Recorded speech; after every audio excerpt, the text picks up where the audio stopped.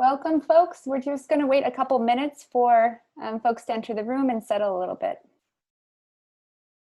Grab something to drink, maybe eat, enjoy the conversation.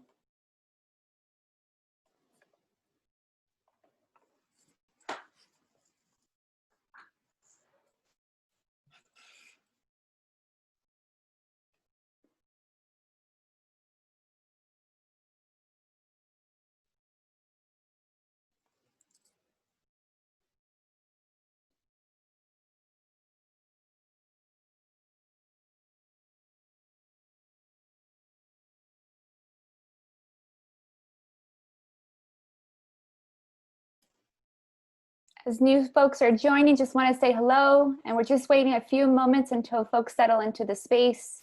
So get comfortable and we'll start shortly.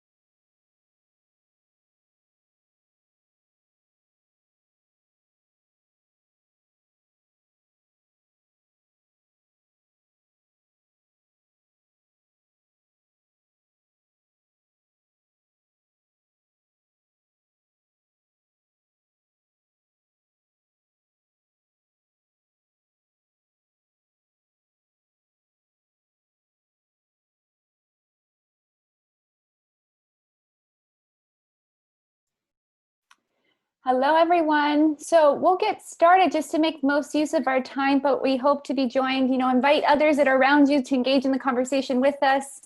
We're so excited to be in this space today. So my name is Dr. Rebecca Covarrubias. I'm an associate professor of psychology. I'm also the faculty director of the Student Success Equity Research Center, and I lead the faculty lead of the First Generation Initiative here on campus.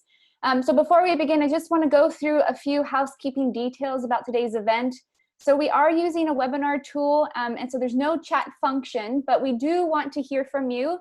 And so we invite you to submit your questions using the Q&A box at any time, and we'll be sifting through those to make sure that they're integrated into our conversation. We'll also have an opportunity to answer those questions at the end of the moderated discussion, just so that we have time to hear from Gina on some pressing questions that are coming from our campus and things that she's been reflecting on.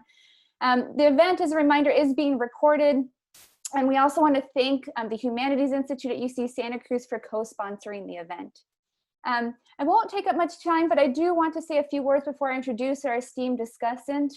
I mostly want to focus on a few words about the timeliness and the importance of today's conversation. So, right now we're in the moment where the role of higher education in the lives of students is simultaneously being questioned and also regarded as ever more important, particularly as national crises exacerbate inequities for minoritized students, right? And I'm talking about students who are the first in their families to go to college, students who are working to survive extreme economic hardships for themselves and their families, students who are grappling with and confronting, right, continued exposure to racial violence in the US. And so we're in a moment where we're focused, right, or forced to really deeply reflect on the role of institutions of higher education as vehicles for social change and for reducing economic, racial, and social inequality. And so while we won't solve all these problems today, I do think we're taking a beginning step, right, toward engaging in conversations with equity scientists and practitioners on what it means to serve students in this moment. What is the role, the potential, and the responsibility of institutions like UC Santa Cruz in this work? And so Dr. Gina Garcia has dedicated her research work, right, to this very question. As a leading scholar on Hispanic-Serving Institutions, which are institutions of higher education that enroll at least 25% Latinx undergraduate students, she fiercely advocates, right, for a commitment to, quote, transferring the institutional structures for serving in order to enhance the educational experiences and outcomes of all students, unquote. The message is not only evident in her research program and her questions, but it's also in her practice as a scholar activist. And I think this is what makes Gina really stand out in her work. Just as one example, in her latest book, Hispanic-Serving Institutions in Practice, Defining Servingness at HSIs, which is the focus of today's conversation, she includes voices and perspectives of faculty, staff, students as co-authors. And inherent in this example is the recognition that to transform institutional structures, there must be a diversity of voices and stakeholders at the table, especially those who are engaging directly with students every day and students themselves. So I think it takes a collective effort, right, and a labor of love to do this work. And in fact, Dr. Gina Garcia's intention for this book project, right, was to highlight the wisdom and the experience and the cultural wealth of people on the ground engaging in this work every day, right? Sort of fighting the good fight. She not only theorizes and studies institutional change, but she practices it. And we're so honored to share this space with her today. And personally, I just want to say that Gina's work has been so instrumental to my own learning and development as a faculty member. I admire her greatly for the way that she models how to be an academic, a scholar, and a faculty. I mean, she's killing the game and transforming the game at the same time. And I just really appreciate that representation. I just want to tell you a little bit more background about Gina. So Gina is an associate professor in the Department of Educational Foundations, Organizations, and Policy at the University of Pittsburgh. Her research centers on issues of equity and justice in higher education with the emphasis on 3 core areas: Hispanic-Serving Institutions, Latinx college students, and race and racism in higher education. She is the mother of 2 young boys, Javon and Jaron, and she teaches fitness classes via Zoom and in person at Town Place Fitness in downtown Pittsburgh. So getting it all done. And then I just want to also mention that today's conversation is importantly moderated by Dr. Jennifer Baszile.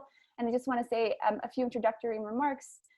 Dr. Baszile serves as an interim vice chancellor for the Division of Student Affairs and Success here at UC Santa Cruz. Jennifer is an award-winning researcher and former professor at Yale University, where she taught American history and African American studies. She is the author of The Black Girl Next Door, a memoir, which was published by Simon & Schuster and has received numerous awards, including the Ebony Magazine's recognition as a top leader under 30, the Morse Research Fellowship, and the Porvu Family Prize for Teaching. An incredible track of accomplishments. I just want to thank you personally both in advance for your time and energy and knowledge today. And I just would like us to get started. Great. Thank you so much, Rebecca. It's great to be here with all of you. It's great to be here with you, Gina. I'm really excited to get into the conversation and to have this really important discussion. So maybe the best thing for us to do actually is just to hop right into the questions. So based on your research in your new book, how has the meaning of HSI servingness evolved? Thank you for inviting me and for that wonderful, beautiful, heartfelt introduction. I'm so used to introductions being like read word for my bio. So thank you, Rebecca, for being so, making it much more meaningful and personal. So I appreciate that. And I appreciate being with both of you today on this panel. I feel honored to be here with y'all. So thank you. And with the 92 or so participants who have logged in, happy that y'all are here. I wish I could be present with you and I could see you. I definitely vibe off of people. I'm a people person for sure and love being in person with y'all, but we're doing the best we can. So I just wanted to say thank you all first for inviting me to be a part of this conversation. As far as the servingness question, servingness. Servingness has evolved. I guess if I just start from the beginning of where my research really started, I think I have one driving question. I actually just wrote this like 2 days ago I had to write a short biographical statement about my research accomplishments. And I wrote, all of my research is guided by one question. What does it mean to serve? What's the S in Hispanic-Serving Institution? What does it mean to effectively serve Latinx students? And I know we're gonna get into this, but beyond the Latinx students at HSIs, because there's a lot of students that need to be served at HSIs. And so that's always been the driving question. And I've been driven by models. I would definitely, shout out to Dr. Sylvia Hurtado, who many people know her work. That was my advisor, my doctoral advisor. And I have drawn on her work tremendously as far as thinking about compositional diversity and how compositional diversity isn't enough. And when she was really first writing about that, like early 90s, and how all the scholars that were really paving the way for those of us that would come in and say, yeah, institutions are problematic, they were still dealing with predominantly white institutions.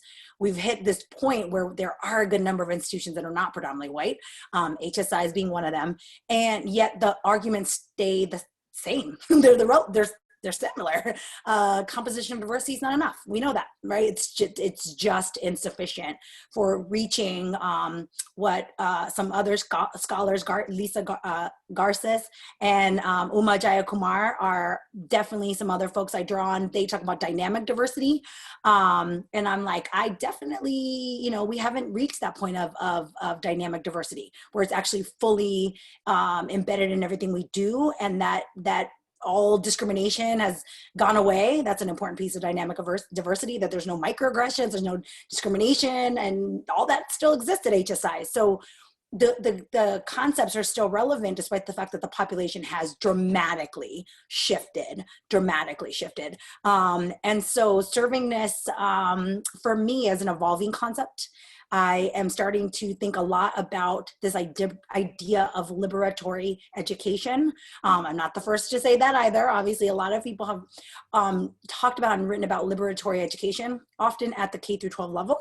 And so I draw on all these urban ed scholars of like, what does liberatory education look like? I've been reading Bettina Love's idea of abolitionist teaching and drawing on ideas like that, and thinking of, well, what does it look like in higher ed to do that?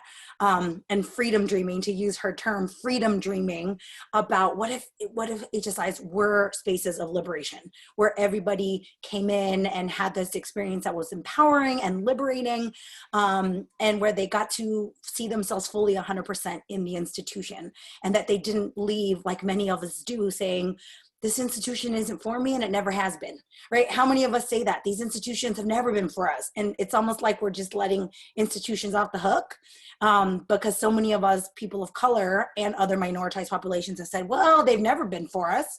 1636, Harvard was founded. Well, it wasn't founded for any of us. There were enslaved people. There were a lot more Native Americans at that time when Harvard was founded, who were killed, mass genocide since 1636. None of the institutions weren't created for those populations. And any of us who have since really emerged as larger populations here in present day United States. So I think that the servingness concept has to continue to evolve. We can continue to draw on those concepts of like breaking down traditionally normative institutions, but I just, we can't just keep critiquing all day. It's like, okay, we know the critiques. How do we get there, right? What does liberation really look like? What would it look like for students to say, I had a liberatory experience in my undergraduate institution, I owe that to them, right? And I think about long-term impacts of that, of us training and educating people who come back and continue to give back in a number of ways that alumni give back. And it's not just monetarily, but their time, their energy, their support for us as institutions. That should be a goal, right? Graduation just isn't enough. When do we start thinking, the 80 years after graduation, what are they saying about us then, right? Are they just looking back and writing about their experience of like, it was never for me. That place was never for me and it never will be. So really for me, servingness, we've got to start thinking about liberation. And liberation for not just Latinxes, but all the complexities that come with being Latinx and people of color. HSIs aren't very good for Black students either. We know that, or Black people in general. I don't know any spaces that are really empowering. I'm at that point of like, where in the United States is good for Black people, right? What are those spaces? Where are they? But how can we become them, right? How can HSIs become that? And so that's not the constant narrative as we move into the future of like, what does racial liberation and racial justice really look like? So I'll stop there. I can see Jennifer is like, I have so many questions. Wants to just jump in. All have so many questions. I really appreciate that insight. So Gina, you've been recently thinking about the intersectionality of the H. So can you share a little bit of your thinking about complicating the H? Yes, exactly. I was waiting for that one because I started to get into that. I'm like, we'll wait for that.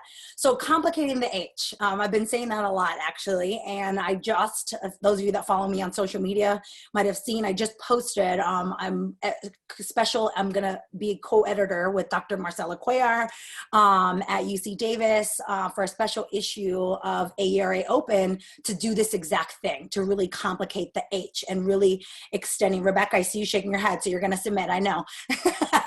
The complicating of the H is where we need to go, because if I think, well, I will start, I'll back up a little bit and I'll say that I think a lot of us had a pause this summer when there was a lot of racial injustice right in our face, and we had to reflect on even our own practices and our own work. And I did that, and I thought a lot about my own work, and I'm like, well, how has my work been anti-Black? How has my work been anti-Indigenous, a lot of things, right? And whose voices haven't I been elevating, despite the fact that I do critical work and I do work that I hope is liberatory and intended for that.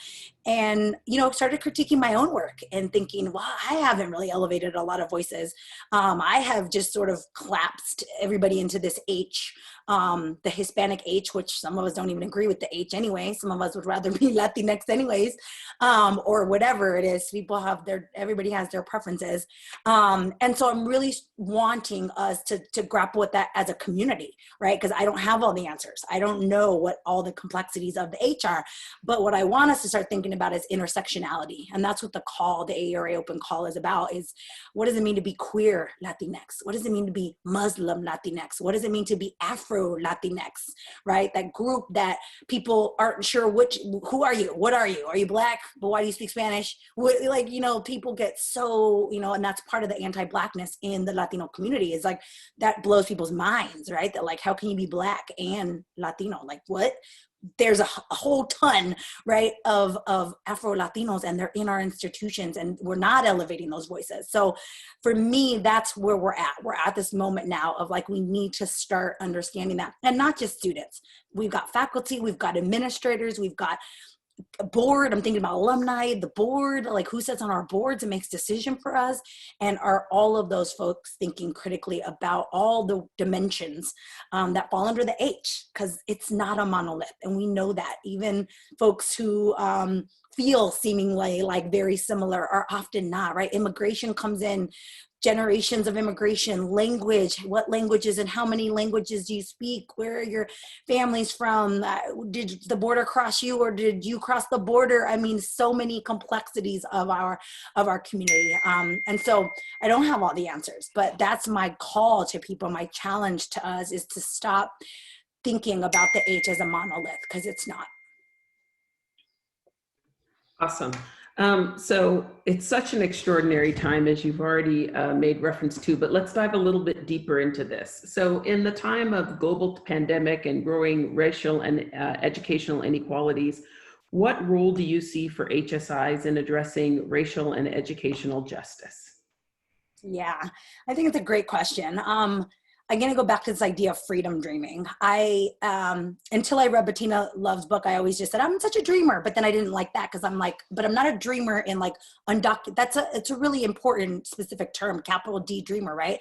And I'm not a dreamer in that sense. I'm not undocumented and in that kind of dreamer. So I like, freedom dreaming. I love that idea of like, that we could dream about what liberation looks like, right? We could dream about what freedom looks like. And so for me, a lot of it is still freedom dreaming, that I don't know that there's a model HSI that's doing this really well, but that's the call, right?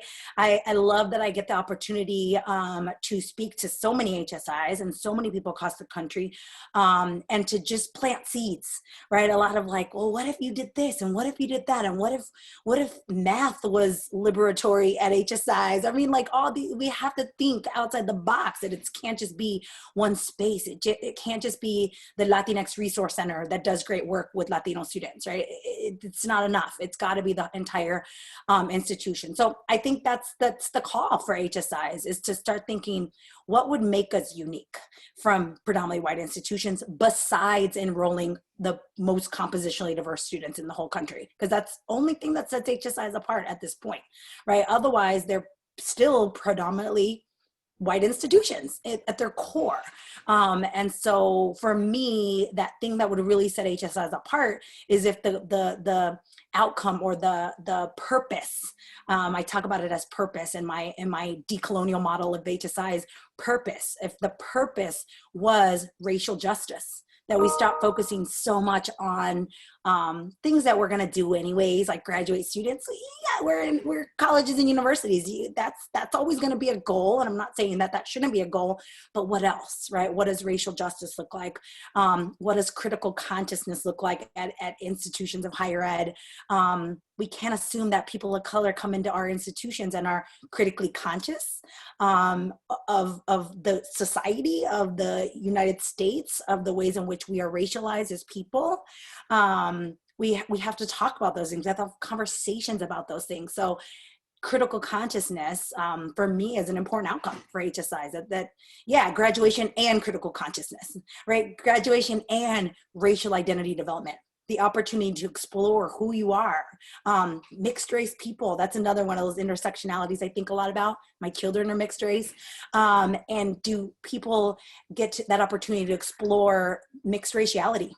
Right? Do you get to explore that you come from lots of backgrounds, and what does that look like to have those intersections and not have to be put into boxes that there's a Black student organization and there's a Latinx student organization, but there's not one for if you're both, right? You better pick. And that's, I mean, I was just reading a good colleague of mine, Mark Johnston Guerrero, writes about mixed raciality. He has a book coming out, and that's what they talk about in the book, is that constantly mixed race people have to choose, right? You can't be mixed race. You can't be all of yourself all at once. You gotta compartmentalize. And so for me, that idea of really being spaces of liberation and justice we wouldn't ask people to compartmentalize themselves, so they can show up 100% and be all of those things all at once. Can I ask a follow-up question really quickly? Yeah.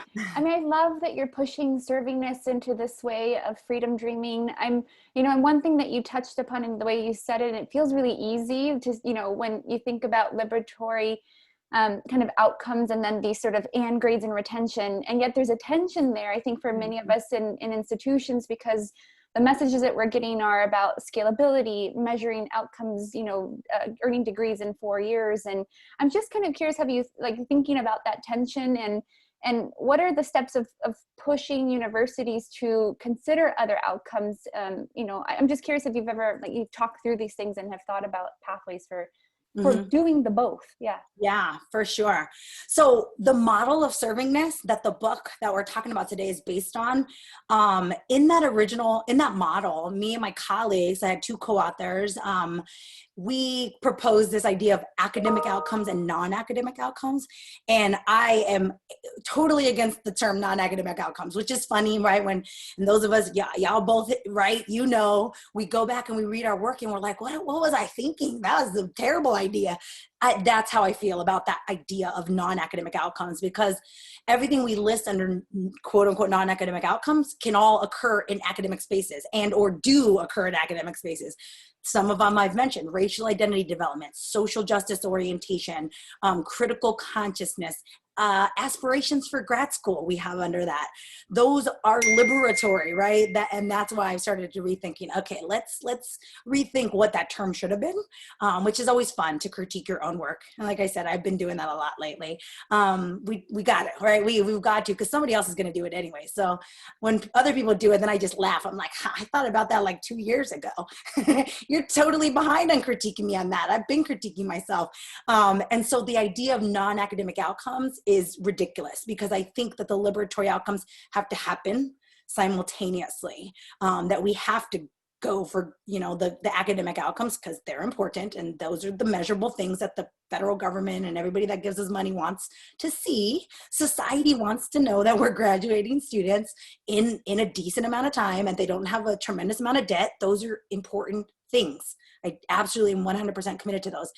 How do we add the and, right? And they get critical consciousness while they're learning to be engineers. Critically conscious engineers, amazing. What does that look like, right?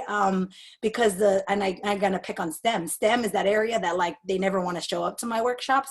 Engineers, the math. I have one. There's a token I'll call them the STEM token. There's always one, and they're like, I don't know how to do this, and none of my colleagues wanted to come. And I tell them, but they don't want to do this work, Gina. What do I do? And that's what the research shows, that STEM faculty are actually least likely to do this kind of social justice curriculum or culturally relevant curriculum. And so how do we get them on board? Because critically conscious chemists are a whole nother level of powerful chemists. And so we've got to start thinking, what does that look like? And how do HSIs be the ones that are graduating those folks? So I think they have to happen simultaneously. And that's a lot of work for all of us, for those of us that are doing the educating, both in the classroom and outside with the co-curricular structures. It's a whole lot of work. Awesome. Thank you so much. So we're going to talk a little bit about what's happening at UC Santa Cruz and how is the campus supporting students in the local community. I was like, wait, I don't know. Is going to join us here in a sec. Oh, okay. I was like, am I supposed to answer? Is that a question?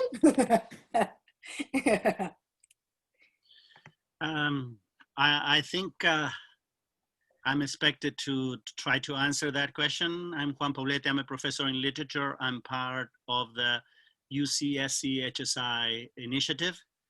I know you. You wrote one of the chapters, at least. Exactly. Maybe even two. A picture, but we know each other. We know each other. Yep.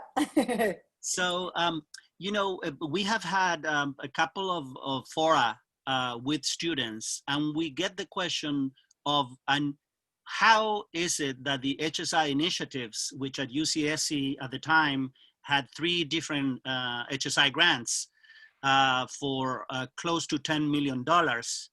How is it as students that that work benefits me and people like me? And so this might not be the right audience to clarify this, but I think conceptually it might be important to clarify this. You could make the argument that if you have $10 million to help Hispanic students, why don't you just give it to the students? Of course, the Department of Education will not give you money to do that. But if it were possible, you could make that logical argument. The problem with that argument is that you're benefiting whatever is getting that money once and not changing the institution at all. And those students may or may not graduate. So what is important in answering that question is what is the nature of HSI interventions? And so in my definition, HSI interventions are small scale, equity-oriented interventions designed to provide a proof of concept. Now that will affect, as it has at UCSC over the last 5 or so years, hundreds of students with each one of those interventions. And it is not as if those hundreds of students whose lives, academic lives, have been affected are irrelevant. It is just that that is part of the goal of the intervention, which is to provide proof of concept. And so if you think of HSI interventions as defined by this specific nature, and then by their scale is always small by definition, because you couldn't empirically try to change the whole university by changing everything within the university. What you choose are strategic key spaces where you want to intervene and where you can actually control the variables to produce data that can allow you to make cases for proving your concept.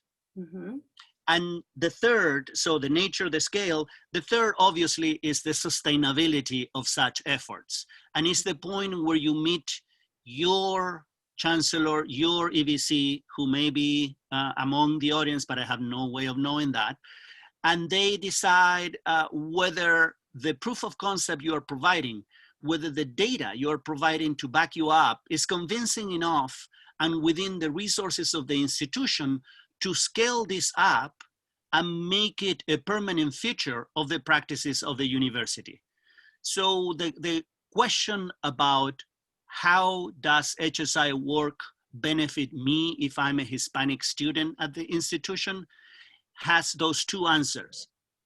On the one hand, it affects several hundred students while the concept is being proven if proven, but then it has the potential of actually changing the lives of many like you students in the future by becoming institutionalized and incorporated into the practices that the university now can see foster their goals and are not breaks that are given to students who are underprepared. Mm-hmm. Instead, the university begins to conceptualize of its own work as being capable of educating the student it is receiving in an effective way. That was so well thought out. Have you written that down so I could cite you? Probably a couple of 100 times. I want to like grab all that. But as you're talking, I'm also thinking about all the UC Santa Cruz chapters, right? And I say all 5. There are 16 empirical chapters in the book, and 5 are written by UC Santa Cruz, right? And I think it's exactly what you're saying, right? As you were talking, I'm like, yep, that's exactly what y'all were writing about, which I love. Is like, we tried this one thing. And what I love about the chapters that y'all wrote is like, we tried this one thing and it didn't change the world in one try. I think it's exactly what you're saying. Like the chapter about the math, the entry-level math, the dumping ground. I use that term all the time, that y'all are like, wrote that like we had this entry-level math course and we realized it was a dumping ground, that all the STEM students came here and were like, exit stage left, right? Like they were done with STEM after that course.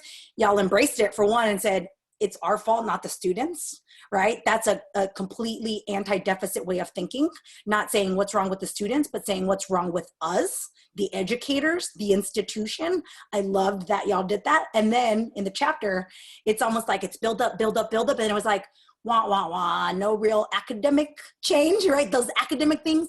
But what is also comes out of the chapter is, but there are some of the quote unquote non-academic or liberatory outcomes that changed, that people's self-concept, I know these chapters really well, people's self-concept in math grew, right? So maybe we didn't change GPAs and, it wasn't the pass rates didn't go out the roof all of a sudden, but there were little things, right? And then y'all went back and tinkered again, right? Which is what we have to do in educational settings, right? Like the what is it? IES, whatever they stand for, Institute of Educational Sciences. They give lots of grants for that exact thing. Tinker a little bit, figure out what works, then elevate it once you figure it out. And so, yeah, everything you just said is exactly what I saw going on in your chapters, right? That like, we got to try this one thing and maybe it's not going to change the whole institution overnight, but it's one thing at a time. And so I love that y'all are doing that, right? Like slowly, one effort at a time is going to make long-term change that probably y'all are not going to even see, right? The institution is going to continue to change even when y'all leave the institution, but y'all have already like laid the groundwork for a lot of that work. So I really appreciate this conversation because I think it also really highlights the way in which there are in any processes of transformative work, there are always frictions, right? There are always areas of real incompatibility that may get reconciled, but they may not really get reconciled. So I just want to move us on because I want to make sure that we have time for people to ask their questions and to hop into the conversation. Gina, as HSI designations grow across the nation, there is the risk that without careful consideration of what servingness means, HSIs might simply reinforce and more problematically mask longstanding racist structures and norms of predominantly white institutions. So what specific recommendations do you have for university stakeholders to work toward meaningful and sustainable shifts in institutional culture and avoiding reproducing inequity? What else do we have to be taking into account? I am going to put some administrators on the line right now. If there's administrators in the room, I'll put y'all on the line because something I've been thinking a lot about is that a lot of the work that I see happening, my current institution that I'm working with, it's a research practice partnership. So I spend like basically every single day on Zoom with them. I'm always with them trying to grapple with what's going on their campus and how are we going to transform it. And it's all these grassroots leaders, what I would say are grassroots leaders.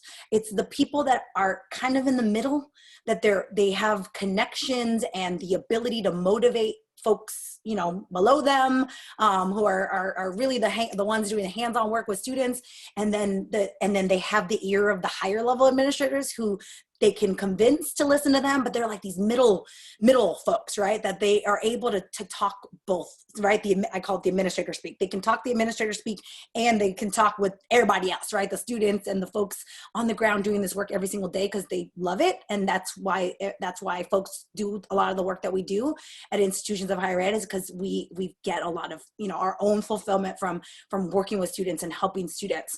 And so I'm thinking a lot about that, right? This idea that like these grassroots leaders are doing a lot of this work, but at some point those folks get tired. I hear that a lot too. People ask me all the time, is like, I'm tired. I don't even know how to sustain this anymore because I'm doing all this work and nothing's changing, right? Those slow changes they come, but they take time and they're tiring getting to them.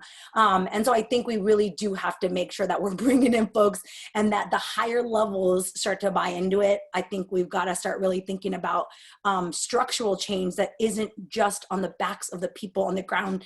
Like I said, Latinx resource centers and EOPs and trio programs that have been doing this work for 60 years, doing it well, and have done it a lot of times on the margins, that those can't be the only folks doing it. Ethnic studies, I love ethnic studies. I'm a product of ethnic studies, Chicanx studies. They've been doing it for 60 years. Everybody else has got to get on board with it. And so really thinking about doing more than just the tinkering of curriculum and co-curricular structures, but like actual decisions that are made by your boards of trustees, and y'all are complicated, obviously, because you're a system, but the boards, who's making decisions at the board level, and do they believe in racial justice? Because if not, we're going to need some new leaders. We're going to need a governor that believes in that, right, for a state system, because the governor gets to appoint those folks. We need the governor to believe in racial justice for our universities. We need the governing boards that are appointed by those governors to be on board with racial justice. We need our alumni base, our donor base, all those folks committed to racial justice, right? So we have to start thinking about all those things, because I think this work has been done on the backs of folks that have been doing it for a long time, right? And we just keep saying, well, they do it really well over there in EOP. Okay, great, yeah. To figure out how to do it in your area too, right? Like, yes, we love EOP, let's elevate them, but everybody's got to be on board. So really starting to call on those folks at higher levels who, in some ways, I think sometimes let everybody, like, oh, they're doing great work over there. They're doing great work over there. They're doing great work over there. And they know it, but like, what about you? All right. What about those high levels, starting to embrace that and saying, we're gonna, do this work. And I think that y'all, in the book, y'all write about some of that people at every single level of the institution are buying into this idea of HSI. So. That's awesome. So another key group with whom none of us could do this work are students. So have you seen have you seen institutions that are leveraging the strengths and expertise of students to engage in serving this work? And can you describe some compelling examples of institutions taking more participatory approaches in serving this with students? Yeah. That is like, I wish I had found those institutions. I often joke about, like, I give all these public lectures to a bunch of administrators, faculty, staff, the grassroots leaders, and like no students, right? It's usually like one or two handful of students who just they are working in our offices that have, they're involved in this work only because they happen to work in the office that's doing the work. And so I don't think we are leveraging our students as much as we could. And when I think about California, of course, I'm a product of California systems, Cal State and the UC system. I think it's such a great place to do it because California students who attend the California public systems are thirsty and hungry for that kind of work, right? They want to do that. They do come in, ready to be activists, ready to embrace that kind of work. We just gotta pull them in, right? Like, because otherwise, guess what? They're gonna be against us. If they're not with us, they're gonna be against us, and protesting against what we're doing, rather than us saying, why not protest against us, but let's protest together, right? I agree. Grad students should have a better wage. All right, let's, as an institution, stand with y'all on that, right? Let's not keep waiting for students to push against us as systems, because we know that's what they do, right? And that's how change comes about. So I love students for doing that. But why do we wait for that? Why are we waiting for that? And why not just get the students on board to begin with, right? And all of us start to do that. Coalition building is another thing I'm thinking a lot about, coalition building and this idea of grassroots leadership, because it really is going to come from the ground to do a lot of this work. That's really awesome. So a student actually wrote in, because we're going to move into the chat, into the questions and answer session even more. But a student wrote in and said, how could we as students help with increasing diversity among ourselves and others from a person of color's perspective? That was the question. Yeah, that's a good question. So I think that the students are, again, prime group to do this, but I do think that as institutions have to also help them learn those sort of things, right? So I say things like coalition building. We can't assume students know how to build coalitions. And that's part of it, right? Even coalition building is often thought about across groups, right? So like Black student groups, Latinx student groups, Asian API student groups, undocumented students, all of those groups have their own little areas. Coalition building would be across, right? Across those institutions, but we can't just sit back and assume that they can do that, right? So how do we start to think about that as an institution? That would be that liberatory outcomes. And if we're like, okay, a liberatory outcome would be to teach our students how to coalition build across communities. Who's going to do that work? Where are we going to do that work? Which office is going to take that on, or which curricular structure, right? Which class are they going to go through for that? Like, because we could put it in a lot of places. But I do think that we need to, as institutions, step up and recognize that we got to help students with that, right? Rather than wait for them. We're constantly waiting for students, like I said, to push back against us or demand stuff before we even adjust. And that's just, it's too late. It's too late by the time students get to that point. So yes, I would say for sure, thinking more strategically about coalition building amongst students.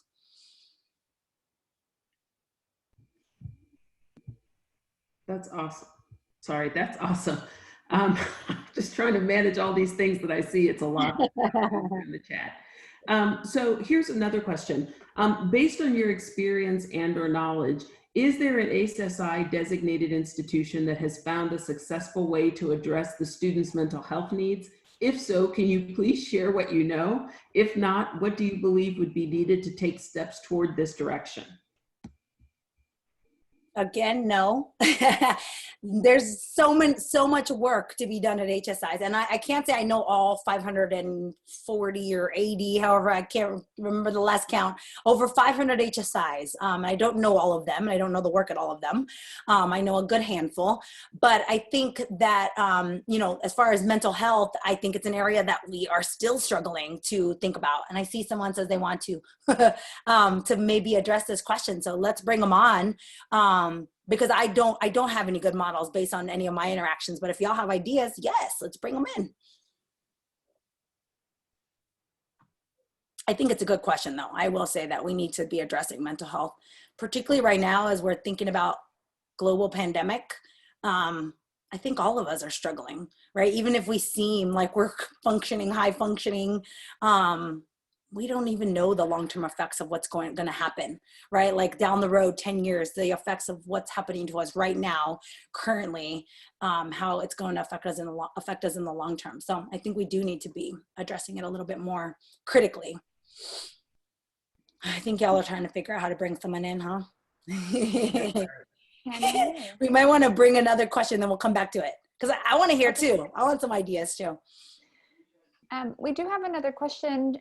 In this case, it's how might rethinking servingness impact or improve graduate student education, especially from a professionalization standpoint, given the academic job market.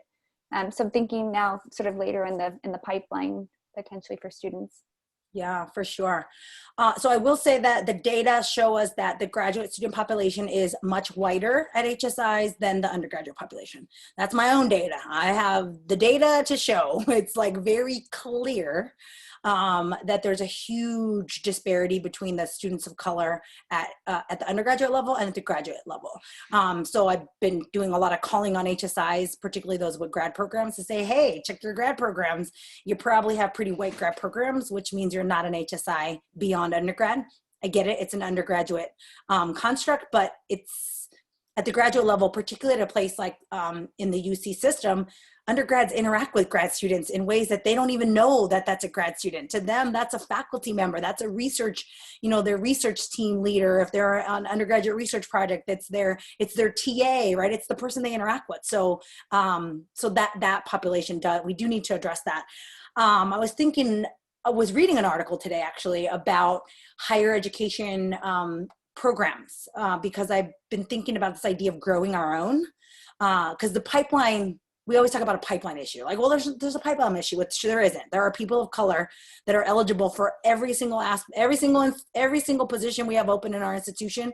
There's likely a person of color that could fill it. We just have to be we got to be a little bit more intentional about finding those folks to fill those positions. But growing your own programs. And what I found in this article was that HBCUs had, I think there were like 8 HBCUs that have had like higher ed training programs at HBCUs with a specific focus of developing scholars and practitioners that could then lead the institution with a racial justice lens. And HSIs, there's only one, Adams State University, which I am familiar with. I visited them last year. They're in Colorado, this little tiny town in Colorado. You have to fly into Denver and then fly in a little tiny plane to get there. That's how small they are. But they have a master's program to train future practitioners to work at minority-serving institutions. And I think we need to start thinking about that as well, right? Like, how do we start really embracing our graduate students, making sure that they, for one, are also matching the compositional diversity of our undergrads, but training them to go into and fill a lot of these positions that we're saying HSIs don't have people of color to fill. Faculty positions, administrative positions, the board positions, board of trustees, all those different spaces where they're still really white. And still not necessarily committed to racial justice for HSIs.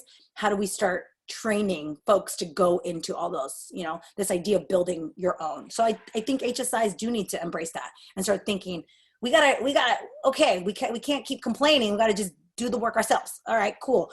How are we going to start molding our future leaders of the institution? So Gina, I want to follow up on that question and ask about sort of the big umbrella of HSIs, right? Mm-hmm. So we know that there are community colleges. We know that there are public state schools. We know that there are private, we know that there's a whole spectrum, right? So when you think about this talent cultivation, do the structure and the nature and the variety of these institutions in any way affect how administrators should be thinking about sort of talent development in any way? Absolutely. I love that question.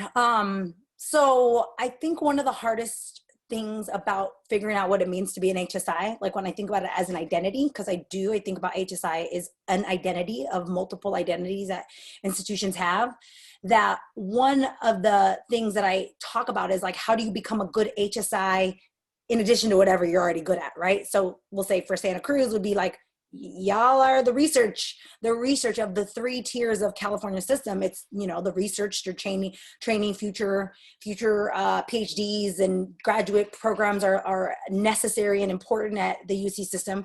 Cal State's much more comprehensive, we know, usually much more professionally focused. And then the community college, we know, is the access point for the other 2. So yes, absolutely. We have to be thinking that each institution has to do its job, because you can't be at a community college, a Hispanic-serving community college, and be expected to train future grad students, right? Like, you can, in a way. I do talk to community colleges about, well, are you convincing students that they should go on to grad school? Because there's also that we have to think about building student self-efficacy. And I always use the example of myself. I graduated from the Cal State system, and I was like 4.0 student, right? I had really good grades. I was academically a really good student, but I wasn't being trained to go into grad school. People never even said, oh, you should go to grad school. Like, you should consider grad school, because I wasn't training to go into grad school, right? The kind of program that I was in a business program. I was very professionally focused, like get an internship and go get a job at Fortune 500 company, which I did. But it wasn't my ultimate path. And there was not a lot of planting of the seeds of like, you're really smart, you should consider, like, have you ever thought about grad school? Like, I didn't even know what a BS was, right? I was getting a BS and didn't know what it was. And so we can't just assume that students even know, right, what those degree programs are. So there's some of that too, that we have to build student self-efficacy and academic efficacy for going on to those sort of programs. So yes, HSIs each have their role. UC, y'all got that role. Y'all training the future. I always say the California community college system actually should be much more diverse at the faculty level, which it's not. It's still predominantly white, because y'all got the UC system to train the faculty to go into the community college system. And as a California person, I can strongly state that we don't ever want to leave California. So it's not like you're struggling with that. The UC could be training, right, folks to go and get jobs at both the Cal State and the UC. That's partially the UC's job, right, is to build those, you know, to graduate students that can go then be in the workforce in California, and particularly at the other two systems. So yes, everybody's got their job to do. You know, I wanted to add it because I think what's also great about this space is that we can also learn more about HSI work at UC Santa Cruz if folks are still learning about this term and the initiatives on our campus. And, you know, related to those sort of pipeline questions, you know, the campus has received 2 recent awards with the tremendous, you know, work of a dedicated team here on campus.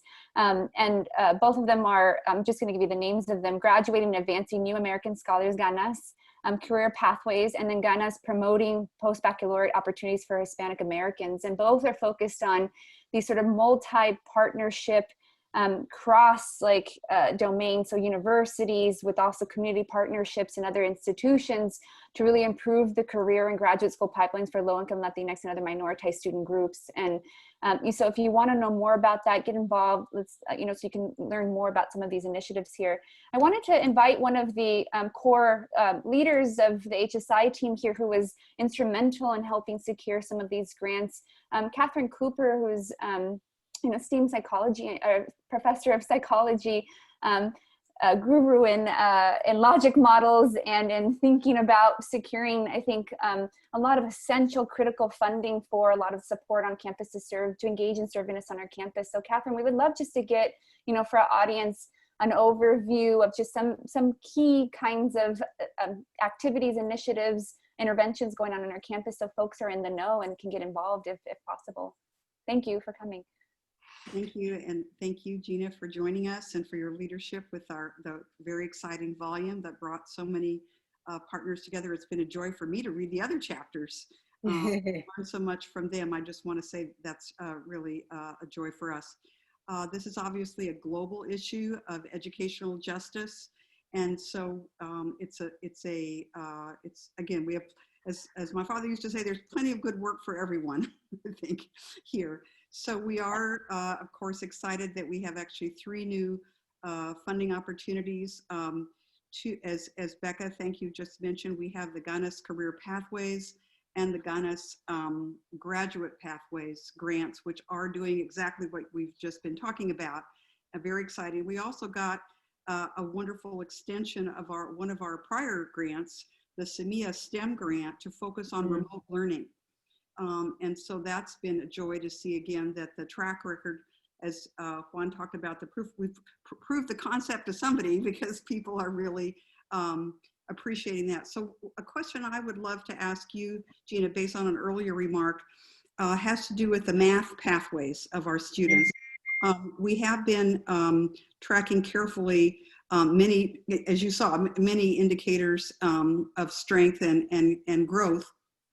We have looked carefully at algebra grades and in math 2, college algebra, and also pre-calculus math 3. And in both cases, we have found statistically significant gains as a function of the participation of the students in the activities of our project.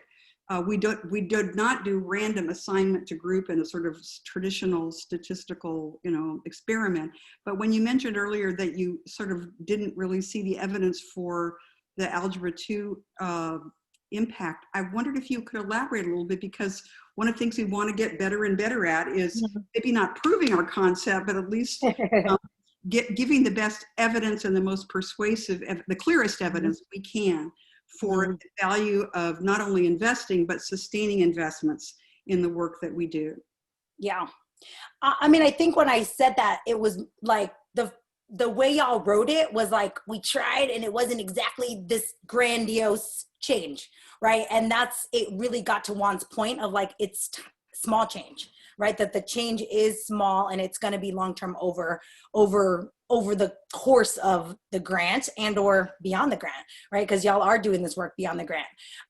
So that was really I was, reaffirming what he was saying as far as like, it's small changes, right? And that's what I saw in that chapter, which was powerful to me. And I talk about that as like, that it is small, right? That you aren't going to just go from like, everybody's failing and withdrawing to now everybody's excelling and going on to chemistry and getting their chemistry degree, right? It's not that dramatic of a change. So that was what I meant by that. Because yeah, there definitely were changes in the data. And also y'all have some powerful data analysts, right? Like y'all got some powerful data analysts, which going back to your point, Jennifer, is like not necessarily the case at all HSIs, right? Like that's something I definitely see as something that y'all have to your benefit, is that y'all have data analysts crunching the data, right? Like data. Can you give us this? And y'all got people running the data and giving it to y'all. And that's so powerful because y'all are able to make data informed decisions at every step of the grant. And not everybody has that ability. So I do want to point that out because that was something I saw as a huge privilege for y'all at having that ability to do that kind of work. Thank you. And I think we see it as an obligation as an HSRI. Mm-hmm. To advance the knowledge base and really develop better questions, not just answer all the old ones. And so I really appreciate the conversation we're having today. Thank you. Mm-hmm. Thank you, Catherine. Before you go, did you want to mention any other kinds of initiatives that folks should know about in the HSI, aside from the SEMIA grant and the 2 new grants that are coming in, just to give folks an overview of what might be happening? I'm not sure if you wanted to add anything additional to that. Oh, that's for you, Catherine. Okay, no, just making sure. Okay, good. We do have another question, and this is a sort of more broader question about some of the tensions again within HSI, especially when you're still thinking through the structures that remain in place. And so this is, how do you reconcile and or navigate the tension and the fact that HSI is a federal designation, coming from a settler colonial racist nation state, and imagining HSIs as a site for liberation from the very same entity and systematic oppression that it comes from. So I wonder if you've thought through that tension a bit more. Yeah, I think about that all the time. I often say that when I'm writing, I am writing for the federal government. I love that other folks are reading my work. I want everybody to read it and use it to think outside the box and to freedom dream. But the ultimate goal in everything I do is to get that the federal government to change what they think HSI is, right? Because HSI is just a federal designation. It's not a racial construct. It's not a racial justice construct. It's a political construct. It's a political construct that was something that came about after 20 years of advocacy, right? The federal government didn't just say, oh, we should put aside some funding for institutions that are enrolling a high population of Latinx students. That was fought for, right? Demanded. Latinx advocacy groups were demanding that for over 20 years. Patrick Valdez writes about that. And I love Patrick Valdez's work because that's exactly what he talks about. Is like, it's advocacy. It was long-term advocacy. Now, where those people who I highly admire and that I love that it was fought for, where they kind of fell short was the struggle. Once they got the designation, the struggle ended, right? There wasn't any more push for accountability. There's not a lot of accountability. I was a Title V grant coordinator, and I have reported back to the federal government. I know what those reporting structures are like, and they are just this, it's like you're reporting on some just broad constructs. It's not constructs that I talk about, these ideas of racial justice or liberatory outcomes, that the federal government isn't wanting those things. They want to know, how did you spend your money? What did you buy? Did it lead to what you said you were going to do? And they actually don't really necessarily ever know what you said you were going to do in the grant. They just say, tell us if you did it or didn't, right? It's a really loose sort of process. There's not a lot of accountability. And so there is still a lot of work to be done, that like we do have to demand that the federal government continues to rethink that this isn't just about enrolling a large population of students. It's much broader than that, right? It's a much more broad concept, which is where all my work comes in, is like, what does it mean beyond the 25%? So yeah, I think those tensions are huge. At the same time, I think that with the right leadership, that the right leadership can see that and say, yep, it's just a federal construct, it's just a political construct, but we're committed to justice. We're committed to equity and justice here on our campus. And therefore, yes, we can access the federal dollars and do justice work with the federal dollars of the federal government, because in reality, like I said, there's not a lot of accountability. They're actually not going to come for you if you're doing racial justice work with the federal money. You can use your $2.5 million to do racial justice work, and the federal government isn't going to say much. So there's that, right? So there's pros and cons to not having a lot of accountability. And right now there's just not a lot of accountability for HSI funds. So with the right leadership, it can be racial justice work. So Gina, this is really great. One of the questions that I think follows on this discussion is from another person who said, as we're seeing an increase in Latinx students matriculating in HBCUs and succeeding at HBCUs, what can emerging and current HSIs learn from HBCUs? Everybody always wants us to learn from HBCUs. Me too. I do want to learn from HBCUs, yet we have to recognize the history of HBCUs. And HSIs don't have that history. So HBCUs are over 100 years old, and they have, like a lot of them are, and they've been doing this work, and the work has always been racial justice work, because HBCUs were founded because of segregation, because of Jim Crow, right? There were white institutions down the street that said, we don't want Black people in our institutions, but we want your federal money, moral grant, land grant institutions. And so there's always, these tensions have always been present, right? So institutions, HBCUs were founded, the 1890s in particular, were founded as a way to keep Black people out of white institutions, right? That was exactly their mission, not the mission of HSIs at all. So we have to recognize that history, that HBCUs have been doing this for a long time, and that they had no choice, because it was like, we have to educate Black people because white institutions aren't going to do it. Am I going to say they've always been spaces of liberation? No, because I teach history of higher ed, and I also know even there's been tensions there. That HBCUs, some of them were also founded by white missionaries who wanted to teach Black people how to be white as they can so they could succeed, right? That there's always that too, right? Of like this idea of like, let's Americanize people, let's make them as white as possible so that they can succeed in an American society, which isn't always, that's not justice either. That's not liberation either, to teach people to do the normative, right? The white normative, American normative thing. So HBCUs have come a long way and had to also grapple with long-term history, and histories, like I said, that might have been connected to white missionary work, in order to get to that space where they could be spaces of liberation. So yes, we can learn from HBCUs, but also recognizing that they've done long-term work. And so HSIs, that's probably the biggest thing that we can learn, is that it's going to take a long time, right? We've got to do long-term work. But what they do well, obviously, is validate students' racial being, right? As racial beings. And so if there's anything we can learn from HBCUs as HSIs, is that that's an important thing, that for you to feel like you can step on campus and be who you are 100% is important.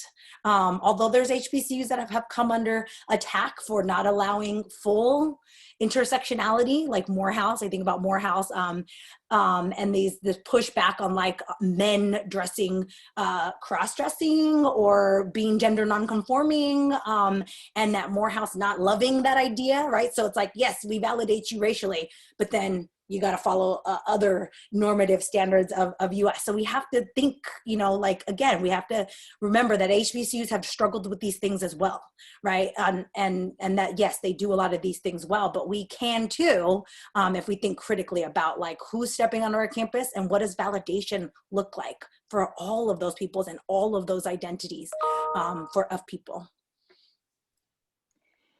I just want to remind folks that the Q&A is open for any questions. So if you're curious about something, you want to do a follow-up on a conversation from earlier, please pop your questions in there and we can integrate them with the time that we have left.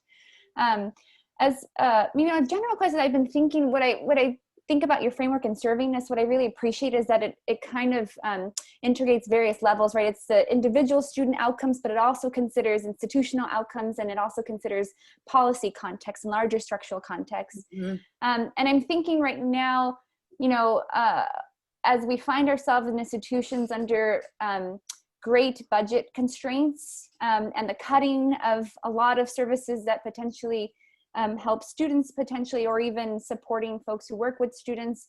I'm curious for you, when you think about servingness under that kind of context, what are some of the core things that we should be considering in our work?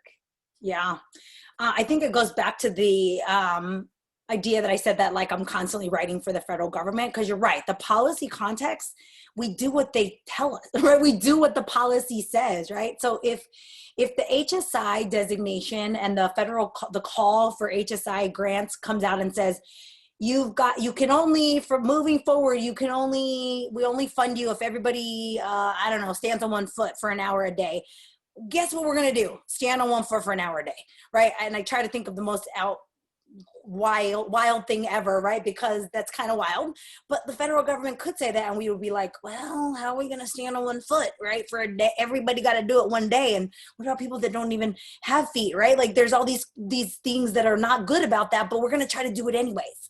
And so we have to be thinking about the policy context, because we do, as institutions of higher ed, we respond to the policy context.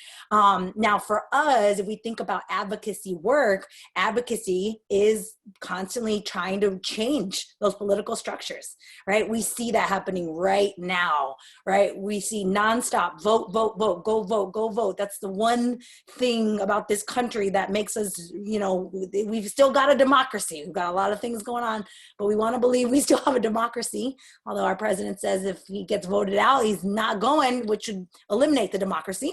So we can't allow that to happen. But we have the ability to vote, and to, if we have the ability, those of us that can, right, can go and vote and try to make change. And so pushing back on the policy is an important part, I think, of being HSIs. And I love the work of Haku, because that's what Haku has been doing for a long time, is like advocating for HSIs. Now, I think Haku has done it in very normative ways. They haven't always been fighting for justice. And so I love that I'm finally getting a seat at the table of Haku. I will be at their conference. I am doing a keynote for the Dean's Forum, because that's that little one thing at a time, right? I'm like, yes, I finally get invited to Haku. All right, now I can talk to people who do the advocacy work. How do I get them believing in racial justice and not just continuing to do what the white normative thing is? So yeah, that's why I bring in that outside structure. And as you know, with the model, white supremacy cuts across all of it. I always like to remember, see white supremacy out there? It's really cutting across all of the whole model, because we have to push back against like larger systems of oppression as well. Capitalism, neoliberalism, we're constantly in higher ed, you know, those are talking about tensions, neoliberalist ideals versus racial justice. Should they be in tension? No, but they are. Right? The neoliberalist ideals are often grounded in the reasons why we go after grants, right? Which is going back to this idea that like, okay, we can get grants in order to do racial justice work, right? How do we flip that neoliberal sort of things that we do in higher ed, like going after grant money, to do the racial justice work, right? But that takes us being real smart leaders to be able to see it like that, rather than just buying into the normative thing that we're doing. And I wonder if we can come back to the question about mental health. I'm not sure if we were going to invite someone in to give some examples of that, but we got a reminder about that, because I think it's still a pressing point of conversation. It was more about when we think about the mental health of our students and all the things that they're managing and grappling with, what is the role of HSIs and servingness in that domain? And I'm not sure if you had more thoughts about that or if we were going to maybe open that up for other comments from the audience. Yeah, was somebody going to come in? I can talk a little bit more. And also I'm thinking a lot about COVID, right? Like COVID-19 and how are HSIs responding to that? Because it's wrapped up in the mental health as well, right? Of our students. But even just how are we supporting students who are becoming more housing insecure or food insecure or job insecure or dealing with death of family members, right? There's so many things that are going on in society right now. And HSIs are the prime place to do a lot of that work, that we have to recognize that is where a lot of this work is having to be done. I think the CARES Act was a great effort, right, for HSIs all HSIs got the CARES Act, right? Like there was a lot of tensions and how the money got delivered to campuses. I've seen different things about like, we didn't get our CARES Act money, it took months.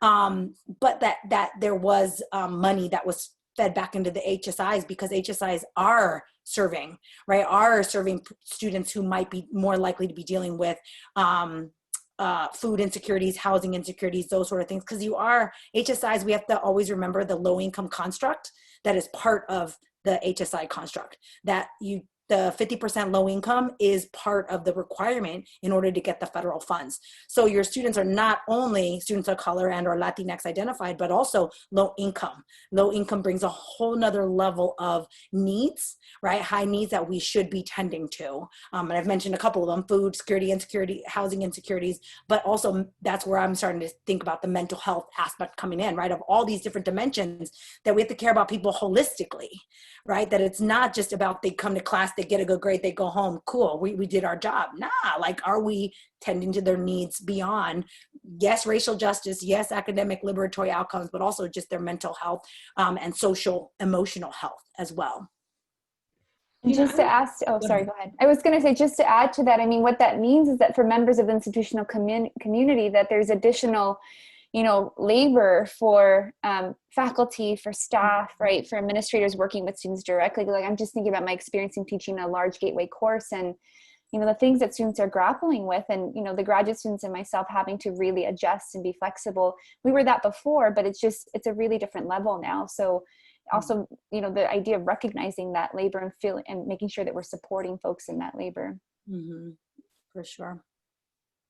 So Gina, I want to talk a little bit about sort of future possibilities, and to ask really a question from Juan Poblete, who was on our screen just a few minutes ago, which is, what is the potential and or historical possibility of the UC system becoming an HSI system as a whole? But really, to build on that, what happens when entire systems become HSIs? I think the UC is the prime system that it could be, right? Out of all the systems in the country, the UC system, the Cal State as well. Cal State, all three of the systems, right? The California Community College, the Cal State University, and the UC could all be Hispanic-serving systems, and should be, right? Quite frankly. What does that look like? I don't even know what it looks like, but it gets to the things that I was talking about as far as like much higher level people embracing it. And not embracing it for those neoliberalist ideals of like, oh, we can get grant money. Like, nah, like embracing it for those social justice ideals, those racial justice ideals, those ideals that we actually are adequately and fully embracing the fact that we're serving communities of color, low-income communities that have been in California for generations and that need and rely on all three systems. So yeah, I think that the UC system, besides, Berkeley's like taking their time. Berkeley and UCLA, I'll throw UCLA under the bus because I graduated from there.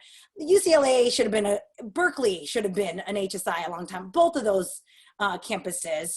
But you know why they're not is because of the tension of excellence, right? And meritocracy and like the ideals of excellence, right? Of like SAT scores are more valuable than dynamic diversity, right? That like those things come into tension, but they shouldn't, right? We've got enough people in California to adequately fill all three systems if they were all committed to actually becoming HSIs and racial justice, HSIs that are committed to racial justice.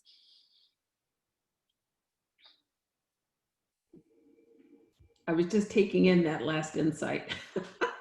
That's a lot. That's a whole lot, actually. So one other panel. other question that I did have for you was about when you sort of scan the midterm, right? Not the immediate right now and not the far out future. What do you see as sort of some of the most fruitful areas where we should be focusing our institutional attention for HSI work? Yeah. So let's say 3 to 5 years. Ooh, that's a big one. That's a good question, but also, ooh, I gotta like narrow it down because there's so many pieces. I mean, and even going back to Juan's comment about like one thing at a time, right? One little piece. I think about that as well, as far as like the organizational models I've proposed are really big, large, complex models that you can't address all at once. Like there's no way. The model of servingness, there's no institution that can do all of that all at once. And there's no researchers because it's designed that researchers could also figure out how to study servingness in more efficient ways and more effective ways. And you can't analyze all of those things and how everything in the structures are leading to the outcomes, right? The academic outcomes, the liberatory outcomes, and also the experiences. That's an important outcome, right? That people are having validating experiences and not experiencing racism every day. You can't do all of that all at once, and it's so hard to do all at once. So if I had to name a couple that was like, we got to start thinking about this sooner than later, is the leadership, right? The leadership models. Like, what kind of leadership models are we drawing on? Are they antiquated? And who's making decisions, right? Governance is such an important part of higher ed. It's never going to go away. This idea of shared governance isn't always shared, but really rethinking shared governance and who's making decisions and in bringing more students to the table, because shared governance means that everybody gets a hand in the governance, and like students get one, they get one rep on like the entire UC Regents, right? It's like you get one rep for the entire system. That's not really the adequate representation of students. And so really thinking about the governance structures, we've got to start attacking them, right, at every single which way. And there's a lot of talk about changing the population, like more people of color in all those positions. I agree, but more people who are committed to this work, right? More people who are committed to racial justice, more people are committed to trying to figure out what HSI is. Not trying to be an HSI, but trying to grapple with what it means. That's part of this process. That's part of what y'all have been doing since your first HSI grant, which is why I think HSI grants are important. Part of this work is like getting the HSI grants actually kicks the institution into thinking about it. Right, so it is in the model. Getting an HSI grant is actually part of becoming an HSI. If you're not pursuing HSI grants, you're probably not even close, right? Besides having the population, because it does send people into this process of trying to figure it out. So I would say, yeah, starting to really attack those governance structures and trusting that some of the other things we've already been putting into place, like curriculum and faculty training and development. Faculty are like right now the focus of HSI work. We got to train faculty to be better. I agree. I get that. I get requests to do that kind of work a lot. But they're just one of many different people who need to be on board with this. Awesome. Well, I think we're coming into the home stretch. I wanted to just invite sort of one last round of either questions or observations from either Gina or Becca as we close out before we sort of finalize this really robust conversation.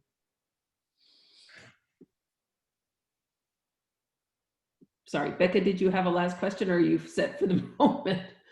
Okay, so Gina, maybe we can just ask you to sort of close this out in terms of contextualizing what you sort of see as sort of the best hopes for people who are on the front lines of doing this work and engaged in this work at all these different levels. Yeah, for sure. For one, I think I will, reiterate, if I haven't said it already, I say it all the time. I am in great admiration for the work that UC Santa Cruz has been doing. when I give presentations about the book, I highlight all of the 5 chapters. And I'm like, this is only a piece of what UC Santa Cruz is doing. Is there a model HSI? No, but UC Santa Cruz is a good institution to look at, right? I say that all the time. I'm like, they're not perfect. Nobody's perfect yet. Nobody's figured it out wholeheartedly. But I do want to acknowledge that y'all are really thinking critically. And what I learned from y'all is that it is, or I guess reiterate my own thinking, is that it is work that has to be done by many, many people, that there can't be one person. And I often talk about my experience as a Title V grant implementer. I was given the grant. I was hired to implement the grant. Here's the grant. Somebody else wrote it. We got this grant, go do the work. And that was really hard work, and it felt very isolating. Anybody that's ever been in a grant funded position knows grant funded positions tend to be isolating anyways, because you don't really fall under anybody, right? You don't get invited to large staff meetings because you're not on a staff. You're just kind of by yourself over there. So it's really isolating work. And that was really isolating to implement a Title V grant. And it drives a lot of my thinking because I had a lot of time to think and also be frustrated with the lack of movement around HSI.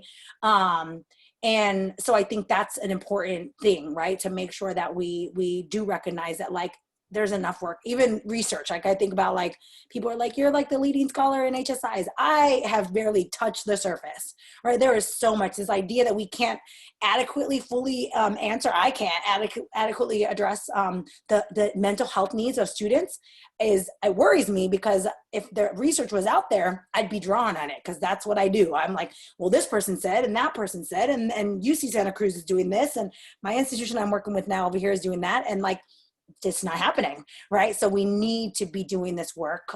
So I call on anybody who's listening that does research or practice to think about, how do I start doing this? And praxis is that reflective work, right? Where we reflect on what we're currently doing and start to just think about it more, differently as we start to think about liberatory work.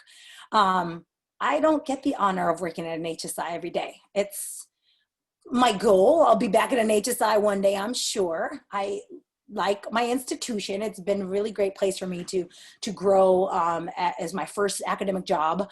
But I don't get the honor of being at an HSI every day, which I think it is an honor to get to do this work, really meaningful work with people who I value and who are like me.